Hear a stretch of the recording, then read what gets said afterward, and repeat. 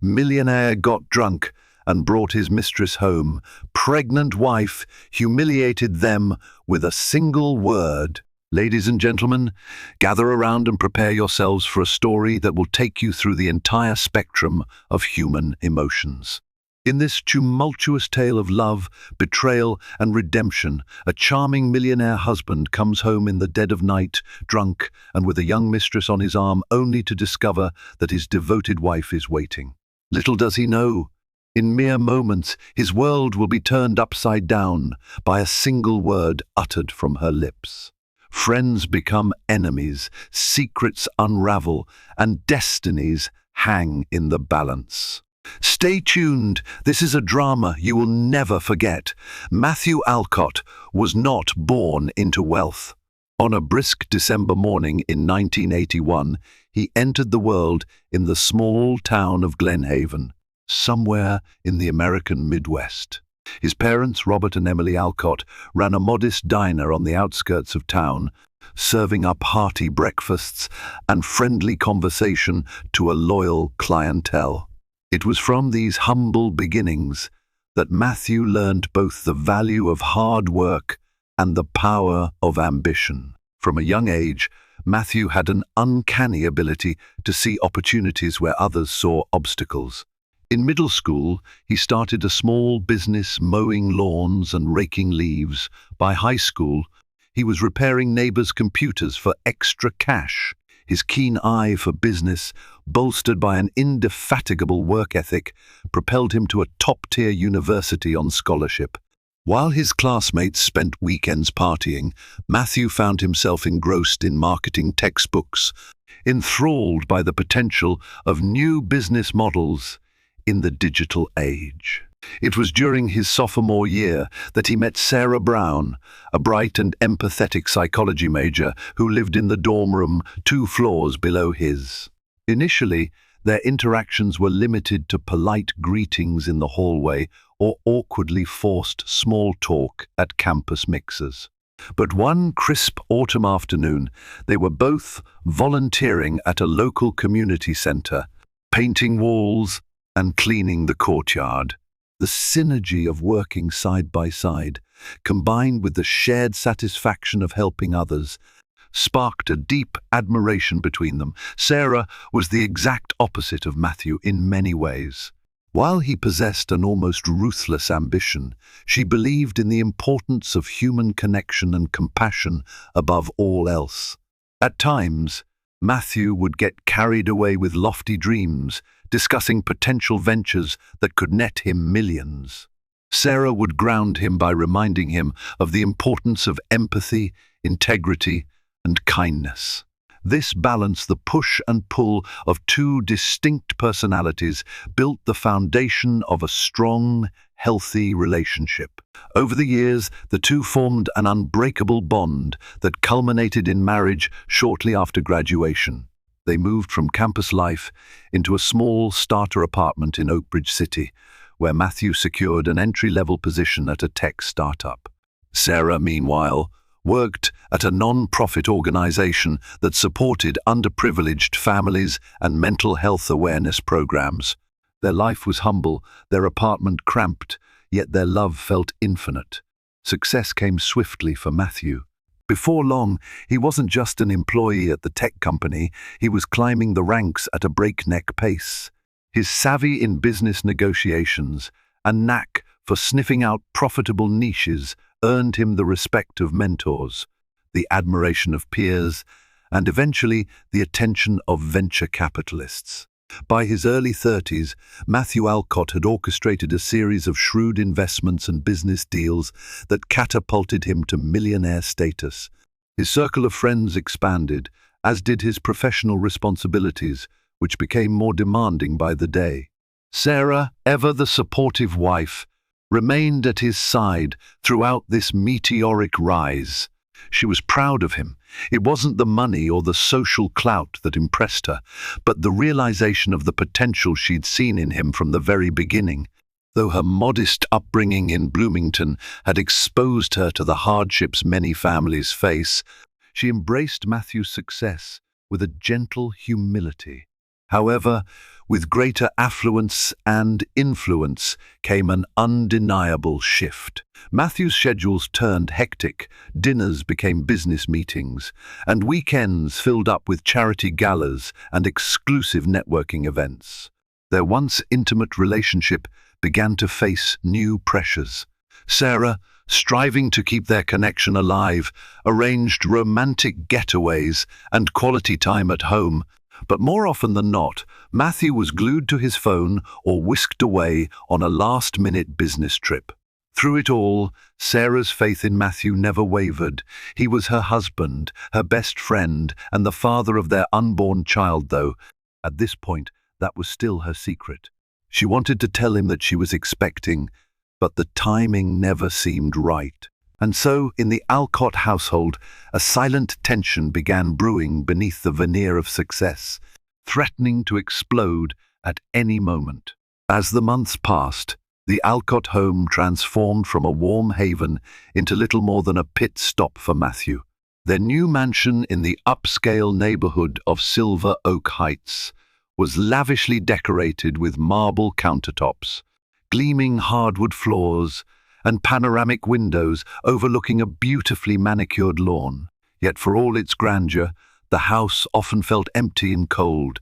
Sarah couldn't quite put her finger on when the distance truly began. Perhaps it started when Matthew first declined one of her carefully planned date nights, citing an important investors' conference call. Or maybe it was the time he flew to Tokyo for 2 weeks without giving her more than a day's notice. Each time, she would smile, nod, and say she understood. But inside, each small disappointment chipped away at her sense of togetherness.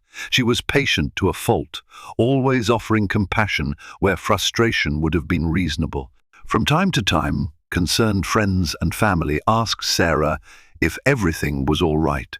Her mother, Patricia Brown, especially worried about her daughter's emotional health. "He works so much these days," Patricia would say gently. "Have the two of you talked about spending more quality time together?" Sarah would shrug it off with a soft, reassuring smile, saying they were fine. She held tight to the belief that once his workload stabilized, they would regain their old rhythm. Then there was the matter of Sarah's own career. She had left the non-profit organization to focus on the philanthropic branch of Matthew's company. She immersed herself in charitable programs, building scholarship funds and community outreach initiatives. Although fulfilling, this new path was often overshadowed by her husband's growing celebrity in the business world. During galas, reporters flocked to him for interviews, leaving Sarah standing on the fringes. In those moments, she felt like a supporting character in a play that bore her husband's name in bright lights. Despite everything, Sarah still believed that she could rekindle the closeness they once shared. She tried talking to him during the few spare minutes they had together each morning, but he was in a perpetual rush. She tried scheduling couples therapy, but he cancelled the appointment twice. She tried surprising him at the office with a homemade lunch, only to be told by his assistant, Cheryl Moore, that he was in a high-level meeting and could not be disturbed. It was also around this time that Sarah began noticing subtle changes in Matthew's behavior. He spent a lot of time exchanging text messages or whispering into his phone. He seemed more guarded about his personal devices, swiftly turning screens away when she walked by.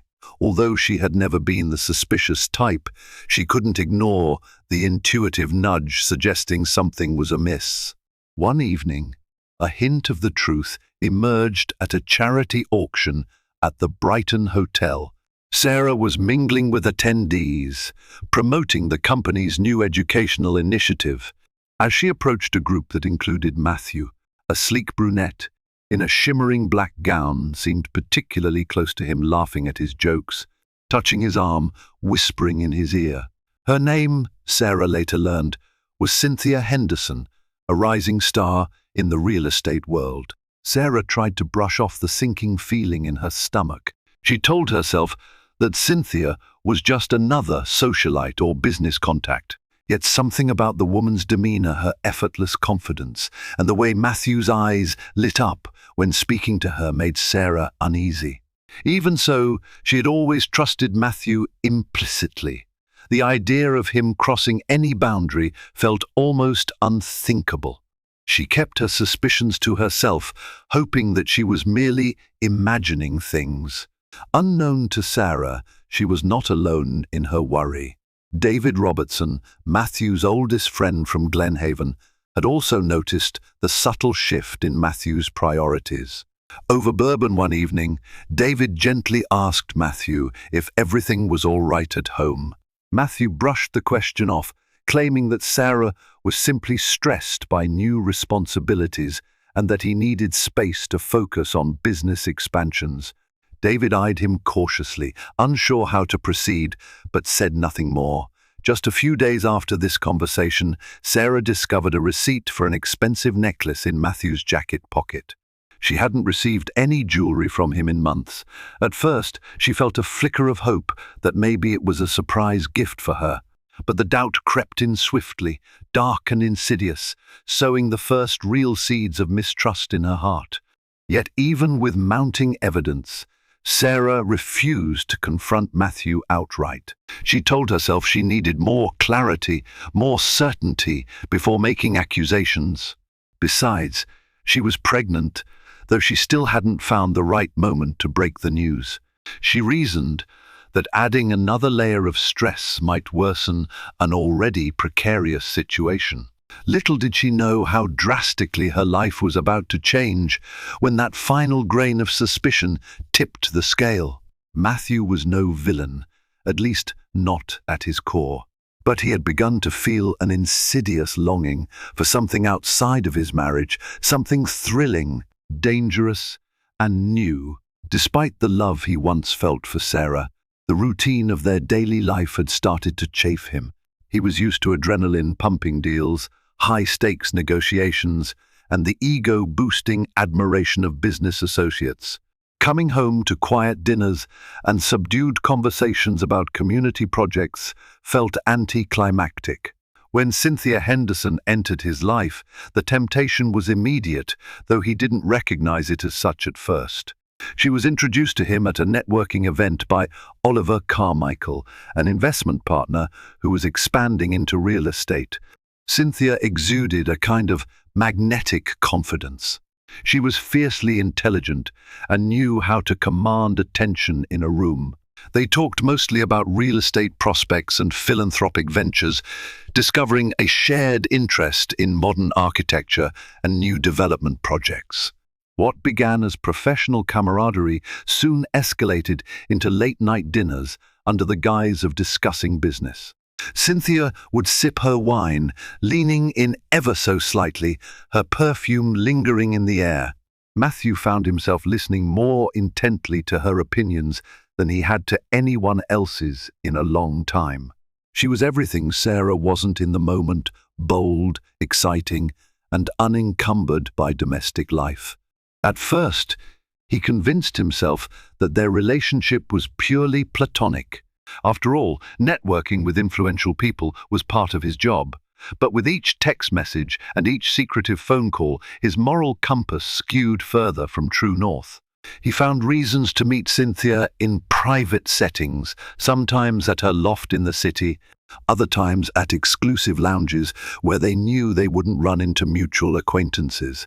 The shift from emotional closeness to physical intimacy was quick. Fueled by Cynthia's allure and his own unchecked ego, Matthew crossed a line one evening at a business conference in San Francisco. A dinner meeting evolved into a lengthy conversation in Cynthia's suite, which culminated in a moment of lust that was impossible to take back. Yet, in the haze of the following morning, he felt less guilt than he expected. Instead, he felt an odd mixture of euphoria and power, certain he could maintain both his home life and this new excitement on the side. Cynthia was not naive. She knew Matthew was married, and she seemed to relish the intrigue. She often hinted at how privileged she felt to have one of the city's most influential men under her sway. Whenever Matthew hesitated or showed signs of returning to Sarah, Cynthia would dangle the thrill of their affair like forbidden fruit. She was careful to flatter him at every turn, praising his business acumen, his ambition, and even the way he dressed. The more time Matthew spent with Cynthia, the more distant he became from Sarah. Now, even Sarah's gentle smiles and unwavering support seemed like obligations. The very qualities that once endeared her to him, her stability, her compassion, now felt dull compared to Cynthia's allure of mystery and danger. Self-justifications piled up in Matthew's mind. He was not abusing Sarah, financially or otherwise. He was simply taking advantage of his new social and economic status. Men in power do this all the time, he told himself. It doesn't mean I don't love my wife. But in his quieter moments, the flicker of guilt turned into a firestorm of anxiety. He would recall Sarah's shining eyes on their wedding day, the unwavering trust she placed in him. Sometimes he'd see the old photo on the mantel, Sarah and him in their graduation gowns, beaming proudly.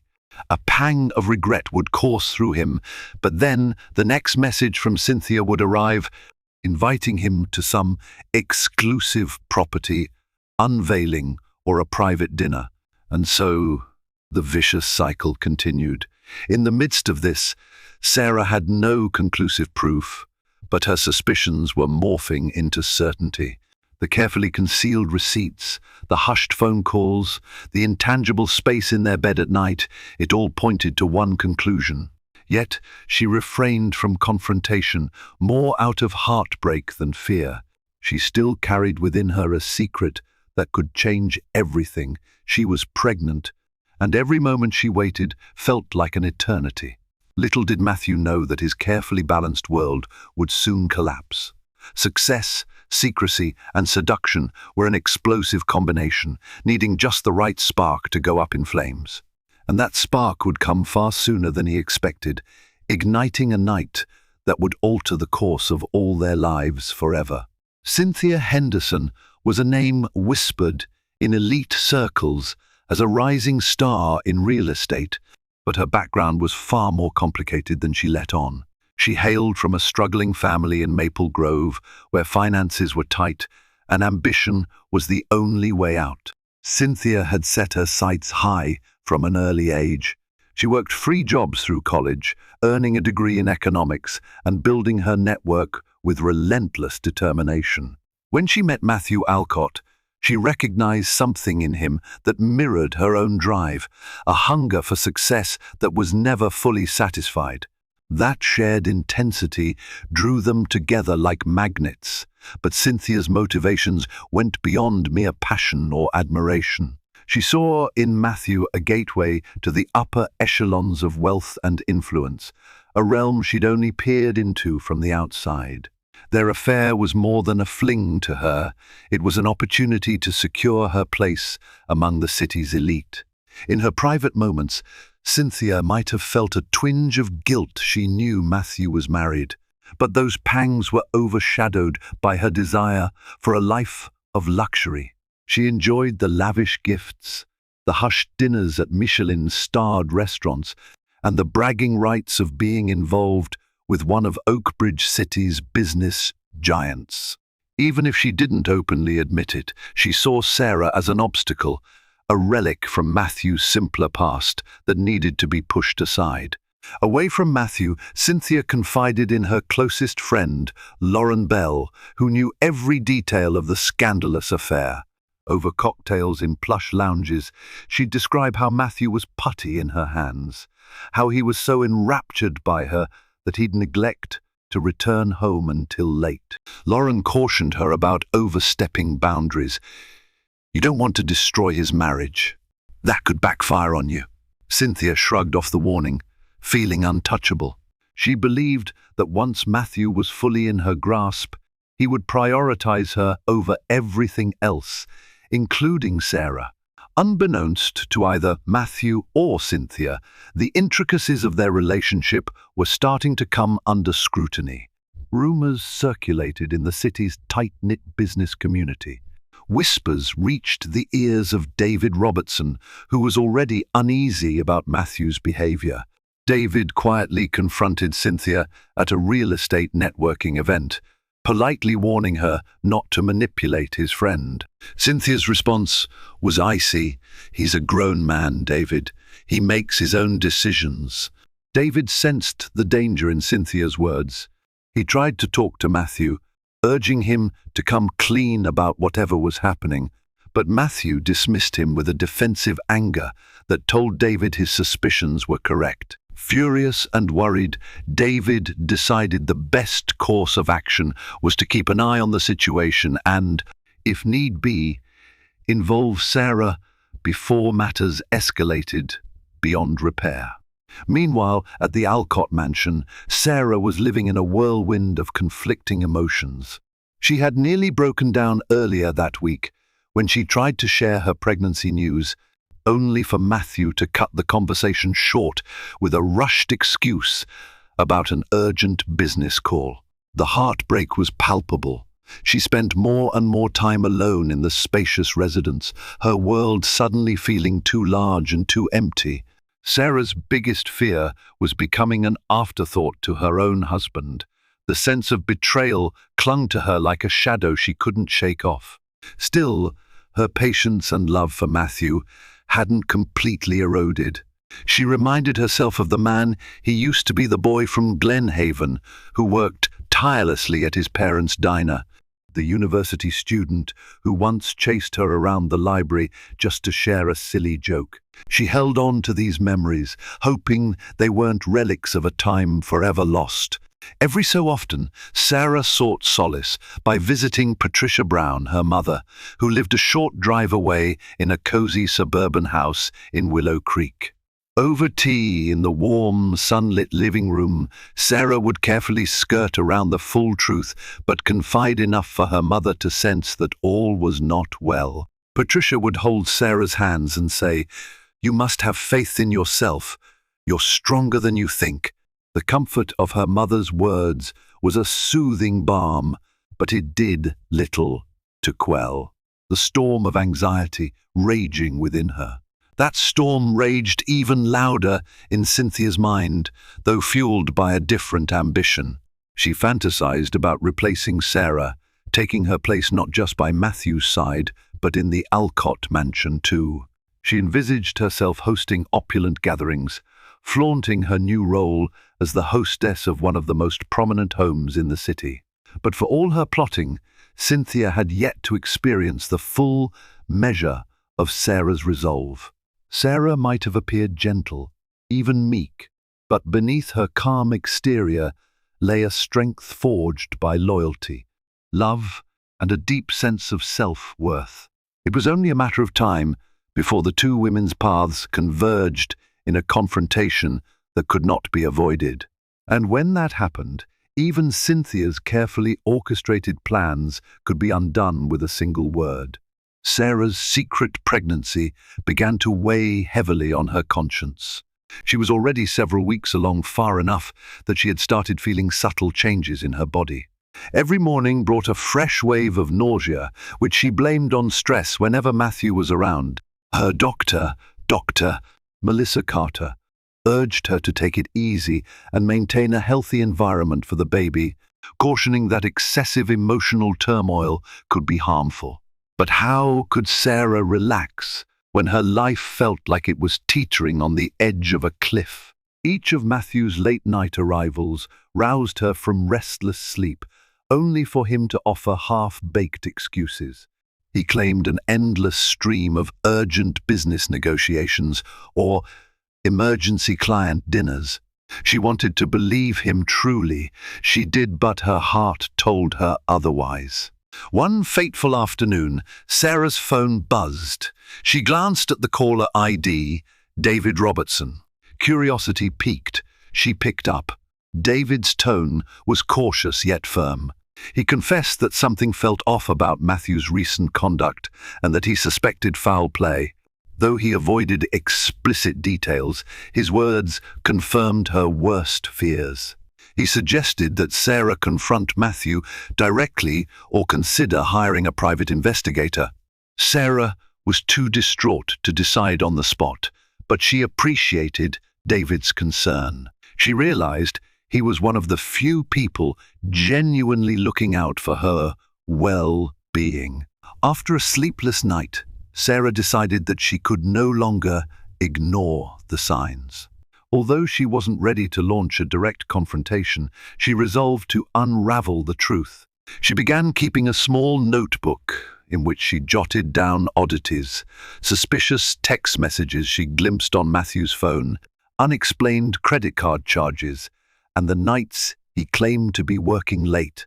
It was meticulous, heartbreaking work, like building a case against the man she loved, piece by painful piece. The more she uncovered, the clearer Cynthia's presence in Matthew's life became. She discovered a recurring charge for a private lounge called the Amber Room, a venue well known for its exclusive clientele and discreet atmosphere. Cross-referencing the dates of these charges with Matthew's absences, she saw a chilling alignment. She also found a receipt for flowers that had never appeared on their dining room table, and a cryptic text message on Matthew's phone, which she only glimpsed briefly, stating, "Can't wait to see you again." The sender's name was saved simply as CH. Each new clue felt like a physical blow. She experienced waves of anger, betrayal, and heartbreak so potent she sometimes had to steady herself against the wall just to catch her breath. Yet, amid it all, she felt a strange sense of focus. If Matthew had truly betrayed her, she needed to know for certain so she could decide how to proceed. Meanwhile, Matthew felt the tension thickening between them. Sarah's demeanor had shifted from gentle concern to guarded detachment. She wasn't asking as many questions, yet he sensed an undercurrent of suspicion whenever their eyes met. Guilt gnawed at him, but the pull of Cynthia's allure still overshadowed any inclination to come clean. One evening, Sarah mustered the courage to test Matthew directly. Over dinner, she casually mentioned she might accompany him on his next business trip. His reaction was immediate. A strained smile, a stammered excuse that it was all very technical and uninteresting, followed by an uneasy shift in his seat. She felt her heart sink. It was all but a confession. That night, as Matthew stood in the living room, quietly sipping whiskey and staring into the darkness beyond their lavish patio, he wondered how long he could maintain this facade. He knew a confrontation with Sarah was inevitable. Despite his bravado, he feared her capacity for grace, kindness, and even more so righteous anger.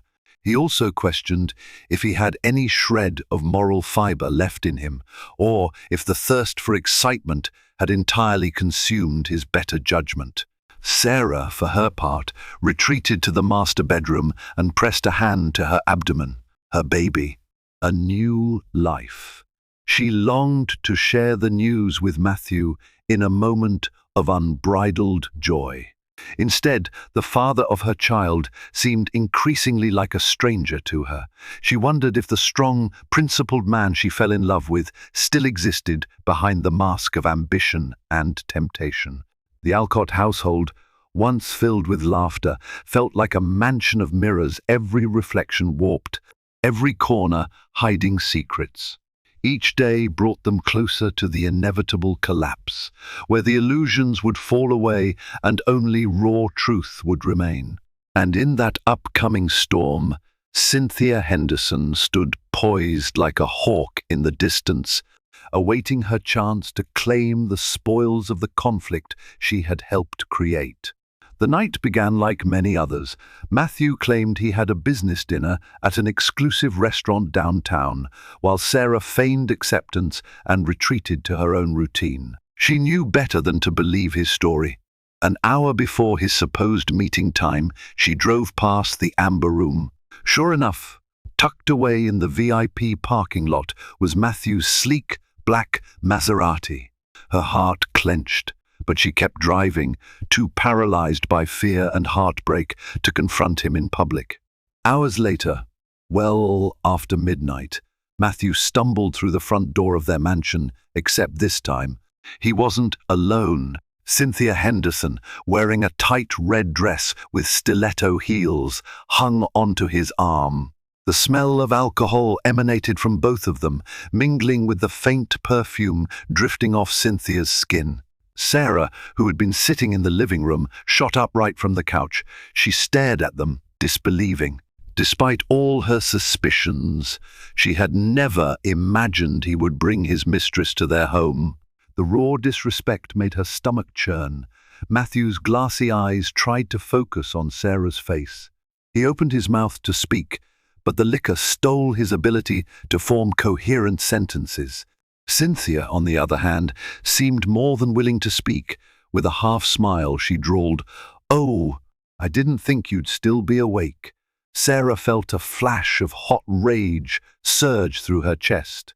She had rehearsed countless scenarios of confrontation in her mind, but none as brazen as this. Her voice trembled with barely contained anger. "Clearly, you're not the only one who miscalculated." Matthew attempted to steer Cynthia toward the staircase, perhaps intending to remove her from Sarah's sight, but Sarah blocked their path. Her eyes flicked between them, searching for the husband she once knew, but in that moment, he was nowhere to be found, only a shambling figure caught in a web of betrayal. "Matthew," she said, voice low, "what are you doing? How dare you bring her here?" Before he could answer, Cynthia let out a drunken giggle, swaying on her heels. "He's just showing me where he lives," she said, leaning heavily against the banister. "We were celebrating a business deal." Sarah's blood boiled at the audacity. She locked eyes with Matthew. "A business deal?" she asked coldly. His face contorted in shame, but he still didn't speak. In a single, horrifying instant, Sarah realized the depth of contempt in this act. Whether it was fueled by alcohol, arrogance, or some twisted desire to flaunt his affair, Matthew had crossed a line that could never be uncrossed. Ignoring Cynthia, Sarah looked at her husband with a mixture of heartbreak and determination. "Get her out of my house," she commanded, her voice trembling. "Right now." Matthew stammered something incoherent, then tried to guide Cynthia back to the door. But Cynthia resisted, drunk bravado fueling her. She turned to Sarah with a mocking smile. "If you really cared about him, you'd realize you two are done. He deserves someone who can keep up with him, not a wife stuck in domestic boredom." Sarah's hands clenched into fists. She felt a deep, protective instinct rising not just for herself, but for the life growing inside her. Still, she held back, refusing to stoop to Cynthia's level of petty insults. She simply repeated, "Get her out, Matthew." Eventually, Matthew managed to coax Cynthia back outside, though she shot a venomous parting glance at Sarah. The front door slammed behind them, leaving Sarah in stunned silence. She stood there, heart pounding, wondering if she had just experienced the end of her marriage in one traumatic burst. Minutes later, Matthew returned alone. He looked dazed, unsure what to do or say. Sarah, arms folded, stared him down, unwavering. The tension was palpable, a thick fog of anger and betrayal enveloping them both. Matthew tried to speak, but Sarah cut him off. "Don't say anything right now. I can't even look at you." With that, she walked away, leaving Matthew in the foyer to sober up to the harsh reality of his actions. He listened to her footsteps, ascending the grand staircase until the bedroom door slammed. It occurred to him in that moment that he had just undone years of trust in a single, reckless night. As the house fell silent, Matthew slumped against the wall, head in his hands. He wondered if there was any path left to redemption, or if he'd just lost the one person who had always believed in him. Outside, the city lights flickered in the darkness, oblivious to the tragedy unfolding within the Alcott Mansion. And inside, a wife's heart hardened by betrayal began to summon a strength she never knew she possessed. The morning after, the Alcott Mansion felt eerily quiet. Sarah awoke to an empty space beside her in bed, though she had no desire to see if Matthew had slept in one of the guest rooms. Her head pounded with a mixture of rage and sorrow, but beneath it all lay a strange clarity. The moment had come for a final reckoning. She stood at the bathroom mirror, eyes swollen from crying, yet her spine was straight with resolve. She gently rested a hand on her abdomen, reminding herself that she wasn't alone. Her unborn child was depending on her. If she needed more motivation to confront Matthew, that realization provided it in abundance. Downstairs, she found him seated at the dining table, nursing a cup of black coffee. He looked disheveled, eyes bloodshot, as though he'd slept no more than an hour. As Sarah entered, he stood up abruptly, fumbling for words. "Sarah, She raised a hand to silence him. "I don't want to hear meaningless apologies. I want the truth." His eyes darted around, searching for a way to lessen the blow. Cynthia was just a mistake," he mumbled. "I was drunk." "And stop," Sarah interjected, her voice calm but commanding. "Don't insult my intelligence. I know this has been going on for a while. I'm not interested in half-truths." Matthew's shoulders sagged under the weight of his guilt. "I'm sorry," he finally managed. "I never meant for this to go so far." Sarah took a deep breath, pain etched into every feature of her face. "You brought her here," she said, voice quivering. "Into our home, Matthew. Do you realize how disrespectful that is? After everything we've shared, you humiliated me in my own house." He couldn't meet her gaze. "I was drunk," she insisted. His words trailed off when he noticed that Sarah was shaking. Not out of weakness, but out of sheer fury. Still, she managed to keep her composure. "Tell me, do you love her?" Matthew hesitated, and the silence was excruciating. Finally, he shook his head, eyes downcast. "No, it was never about love." Sarah released a long, trembling breath. Her hands gripped the back of a dining chair. This was her moment to speak her piece, to choose what path lay ahead. "Everything we built together, our marriage, our home, our future, how could you throw that away?" He wiped a hand across his face, his expression anguished. "I don't want to lose you." She stared at him, heart racing. "Then why didn't you stop? All those nights, you lied to me. You lied to yourself." "I can't explain it," he croaked. "I was stupid, selfish. I was chasing excitement, I guess. You have to believe me, I never wanted to hurt you." A bitter laugh escaped Sarah's lips. "But you did, Matthew. You tore us apart." Then she swallowed hard, bracing for the words she never imagined she'd speak. "I'm pregnant." His head snapped up. Shock and confusion registered in his eyes. You're pregnant?" he echoed, voice trembling. "Why didn't you tell me?" She shook her head, tears finally streaming down her cheeks. "When?" "You were never around. And even when you were so distant. I was afraid it would only add more tension. But now, after everything..." Her voice faltered, and for a moment she considered simply walking out, leaving him with his regrets. Matthew seemed paralyzed, as if the enormity of what he'd done was sinking in for the first time. "Sarah, I don't know what to say." For a moment, the room was thick with emotion. The future of their marriage, of their family, hovered on a precipice. Then, with startling resolve, Sarah spoke a single word that cut through the chaos like a knife. "Leave." She paused, letting the word echo in the stillness. "You can come back when you've decided who you want to be, and if there's any room left in my heart to forgive you. But for now, go. I don't want to look at you." Matthew stood there, stunned, as if he couldn't process the command. "Sarah," she pointed to the door. "Go," she repeated, her voice as cold and final as a judge's gavel. Without another word, he grabbed his keys and walked out, the door clicking shut behind him. The mansion fell silent once more, the weight of Sarah's single word still reverberating in the air. She slumped into a chair, sobbing quietly, clutching her abdomen. She had never felt so vulnerable, nor so powerful. For years she had fought to hold her marriage together, enduring heartbreak after heartbreak in the hope that Matthew would return to the man she once knew. But now, she realized, real love demanded respect, and sometimes the strongest act of love was standing up for oneself, even if it meant letting go. News of the Alcott marriage crisis spread quickly through the city's high society circles. By the end of the week, rumors swirled at country clubs, cocktail lounges, and boardrooms. Some whispered that Matthew had been locked out of the mansion indefinitely. Others claimed Sarah had served him divorce papers. Still others speculated that Cynthia Henderson was practically living in his penthouse suite at the Aurora Hotel. In truth, none of these rumors were entirely accurate yet.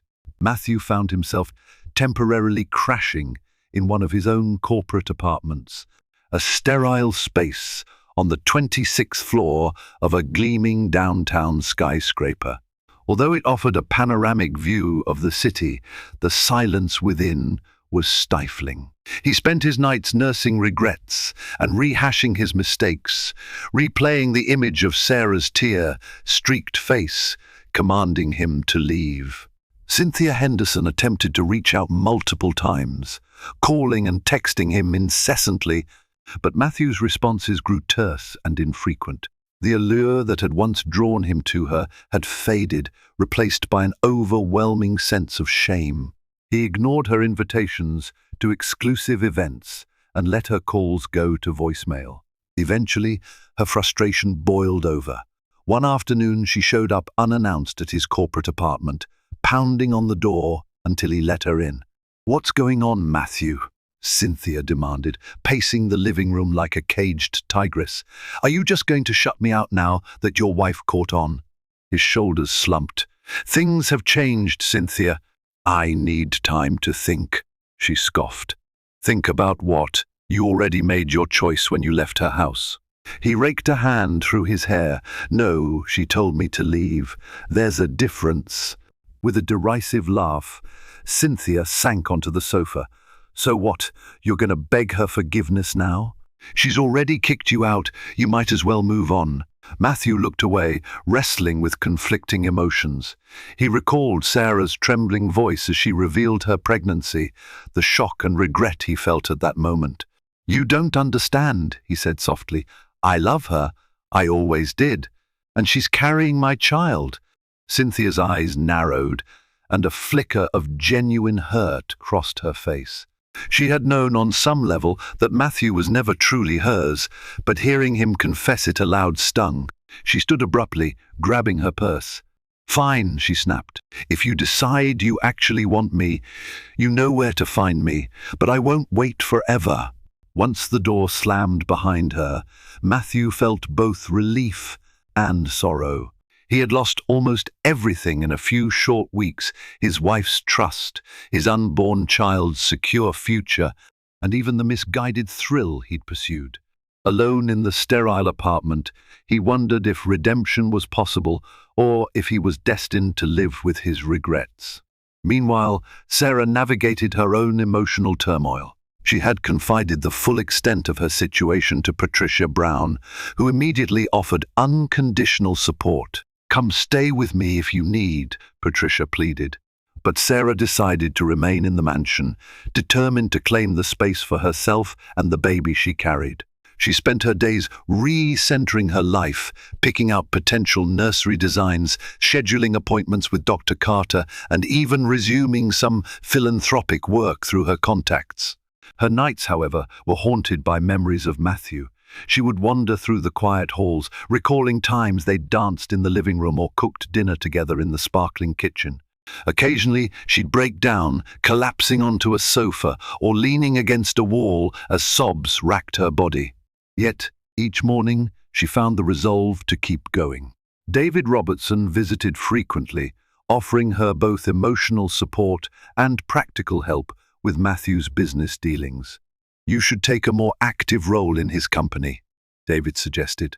"You have the authority as his spouse and shareholder, and it might protect you financially if things go south."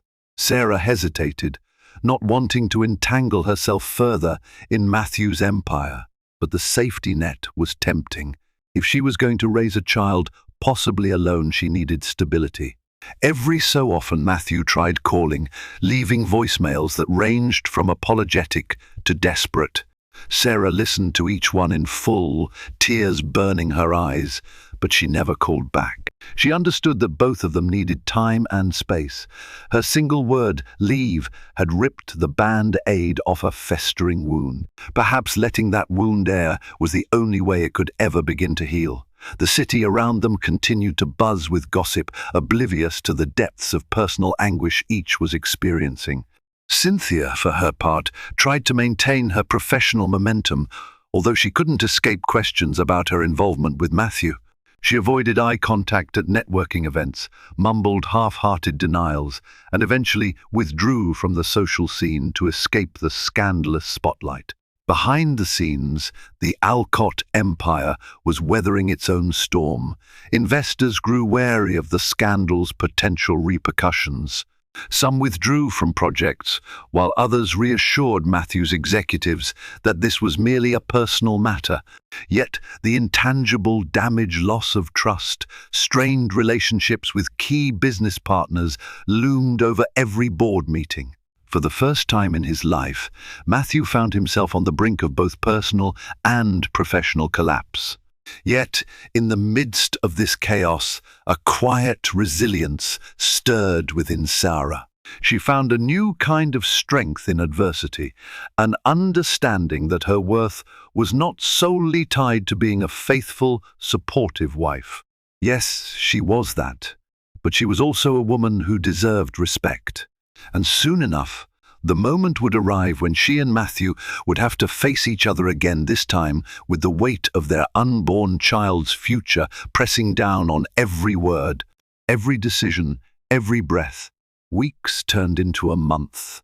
The scandal surrounding Matthew's marital collapse slowly receded from tabloid headlines, replaced by new stories and fresher gossip. But for those directly involved, the repercussions were far from over.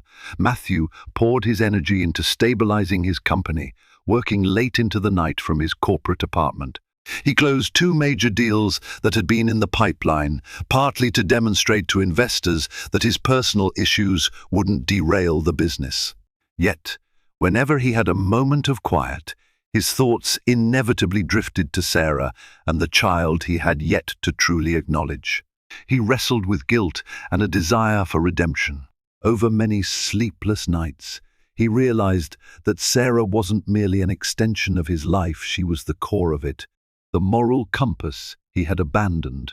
The lust for excitement that once enthralled him now felt hollow, overshadowed by the loneliness of a cold apartment and the absence of her warm presence. One rainy afternoon, David Robertson stopped by. He wasted no time with pleasantries. "Matthew, you have to clean up your act and talk to her. She's doing better without you, if I'm being honest, but you owe her at least an honest conversation." Matthew clasped his hands together, studying the pattern of raindrops on the window. "I know," he sighed. "I just don't know what to say. Start with the truth. Apologize. And if you really want to be a father to that child, you need to prove it to Sarah." Matthew nodded, tears threatening to surface. "I hate what I did to her," he whispered. "I hate myself for it." That same day, unbeknownst to Matthew, Cynthia quietly announced her departure from the real estate firm she'd been employed at. Rumor had it she was taking a sabbatical to focus on personal projects. In truth, she was fleeing from the fallout of her public indiscretions, which had cost her the trust of key clients. She never contacted Matthew again, though a single text buzzed on his phone late one night. "We had fun, but everything ends. Good luck." He deleted it without replying. Meanwhile, Sarah found solace in her growing baby bump, which was now visible enough that she couldn't hide it even if she wanted to. With Patricia's support, she had transformed one of the mansion's spare rooms into a nursery-light yellow walls, soft pastel accents, and a rocking chair by the window. Though she dreaded the possibility of raising the child on her own, she also felt an undercurrent of excitement about the future. One evening, while sorting through baby clothes, she paused at the sight of a tiny pair of socks, realizing that the baby would one day take its first steps on these marble floors. Her eyes welled with tears, torn between heartbreak and hope. She wondered whether Matthew would be present for those milestone moments or whether she'd face them alone. As if in answer, her phone rang. The caller ID displayed Matthew's name. Her pulse quickened. She debated letting it go to voicemail, but a wave of empathy washed over her. She answered with a hesitant, "Hello." His voice was strained, but earnest. "Sarah, can we talk?" She was silent for what felt like an eternity. Finally, she said, "All right, tomorrow afternoon, here." When Matthew arrived at the mansion the next day, he was a different man, pale, anxious, and remorseful. He wore a simple suit, a far cry from his usual power-tailored attire. Sarah led him into the living room, where they sat opposite each other on couches that felt miles apart. He cleared his throat. "Sarah, I can't take back what I did, but I want to try to make amends, if you'll let me. I want to be here for you and our child." She took a moment to collect her thoughts, her gaze unwavering. "Why should I believe you?" He clasped his hands, looking down. "Because I can't live with myself if I don't try. I've cut off all contact with Cynthia. It's over. I've been talking to a therapist, trying to figure out why I..." His voice broke, and he looked up, eyes brimming with tears. "I don't expect forgiveness overnight. I need you to know I'm committed to changing." Sarah felt her eyes mist over, but she held firm. "Commitment isn't just words, Matthew. It's actions, day after day. I told you to leave because I needed space. I still need to see that you've changed." He nodded, swallowing hard. "I understand." A long silence settled between them, thick with unspoken pain and the faintest glimmer of hope. Sarah finally stood, and Matthew followed suit, uncertain of what came next. She folded her arms protectively over her belly. "I'm willing to see if you can keep your word," she said cautiously. "For the baby's sake, if nothing else." Matthew exhaled a breath he didn't know he'd been holding.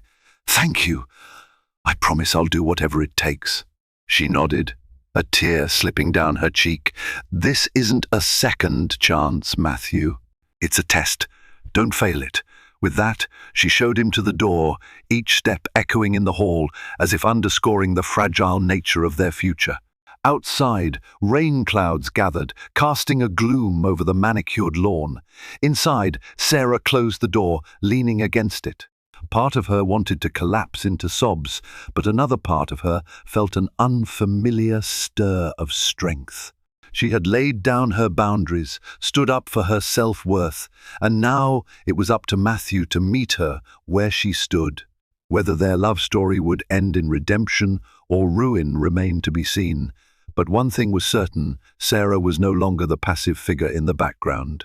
She was the architect of her life, and that of the child she carried, come what may. Over the next several weeks, Matthew worked tirelessly to rebuild the trust he had so carelessly shattered. He moved out of the corporate apartment, but did not immediately return to the mansion. Instead, he rented a modest townhouse close to Sarah's neighborhood, allowing him to be near if she needed anything. Gone were the late-night outings and secret rendezvous. His days now revolved around therapy sessions. Business responsibilities he handled with renewed integrity, and carefully timed visits to see Sarah. True to her word, Sarah allowed him back in small increments. Sometimes he would come by to help assemble a crib or discuss parenting plans. Their interactions were measured, cordial, but wary. Sarah had no interest in half-forgiven confessions or empty apologies. She observed Matthew closely, noting how he spoke, how he carried himself, and whether his actions matched his words. In therapy, Matthew confronted the roots of his destructive behavior. He acknowledged the adrenaline rush of success had made him crave validation. Affairs, power plays, and endless business deals had been a toxic cocktail fueling his ego.